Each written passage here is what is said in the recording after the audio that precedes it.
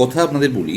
আপনারা দেখছেন ক্যাবেজ কাটছি, তো কাটতে কাটতে যে গল্পটা করার সেটা হলো কিছু পাতা বাদ দিয়েছি যেগুলো পেকে গেছে বা যেগুলো সেদ্ধ হবে না। ঠিক তেমন সমাজ আপনার কাছ থেকে সবসময় কিন্তু কিছু গুড ভাইবস চাই। অর্থাৎ মানে আপনি যেমন চান যে আপনার এইটা হোক ওইটা হোক, সমাজও চায় বা প্রকৃতিও চায় যে আপনি সবসময় অ্যাক্টিভ থাকুন। আর যখনই অ্যাক্টিভ থাকবেন না, তখন যেটা কী হবে, মানুষও কিন্তু আপনার প্রতি সেই অ্যাকসেপ্টেন্সটা করতে পারবে না। হয়তো বলবে হ্যাঁ কেমন আছেন, কী করছেন, বাট গ্রহণযোগ্যতাটা আস্তে আস্তে কমে যায়। আপনি করবেন এটা কারোর জন্য কিন্তু নয়, নিজে ভালো থাকার জন্য। এটা সবসময় মাথায় রাখবেন। এইটা কখনো ভাববেন না এটা আমি করে দিচ্ছি বলে অন্য কারোর উপকার হচ্ছে না।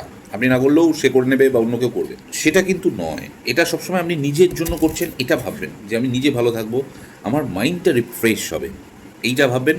তাহলে দেখবেন সেই কাজটা করতে মন লাগছে। আমরা সাধারণত করি আর সবসময় বলি এটা করে দিলাম, না, এটা আপনি করে দেননি, এটা আপনার ভালো লাগে তাই করছে। আমাকে কিন্তু এটা কেউ বলেনি, আমি এটা কেন করছি, আমার ভালো লাগে এবং এর থেকে আমি একটা সুন্দর ভাইবস পাচ্ছি। এই বিষয়গুলো যদি আমরা ছোট ছোট বিষয় যদি মাথায় রাখি না, তাহলে আগামী দিনটা চলার দিনটা আরও সুন্দর হয়। বিচারটা কিন্তু খুব বড় জিনিস। আপনি কি ভাবছেন সেই ভাবনাটা আপনার কাজে কিন্তু সবসময় প্রতিফলিত হবে। তাই always you have to be active person. যেটা ভাল লাগে করুন, মন চাইছে করুন, দেখবেন মনটা ভালো রাখাটা খুব দরকার। আর সেই সাথে সাথে সমাজ, প্রকৃতি, পরিবেশ সব কিছুই আপনাকে দেখবেন আগলে রাখছে। কেননা এই দুনিয়া খুব স্বার্থপর ভাই।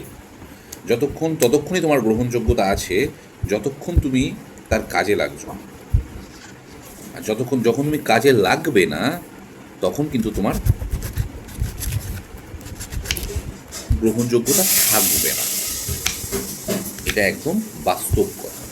তাই যতক্ষণ পারবেন নিজের আনন্দের জন্য সবসময় অ্যাক্টিভ থাকুন, এটা বড্ড বেশি জরুরি।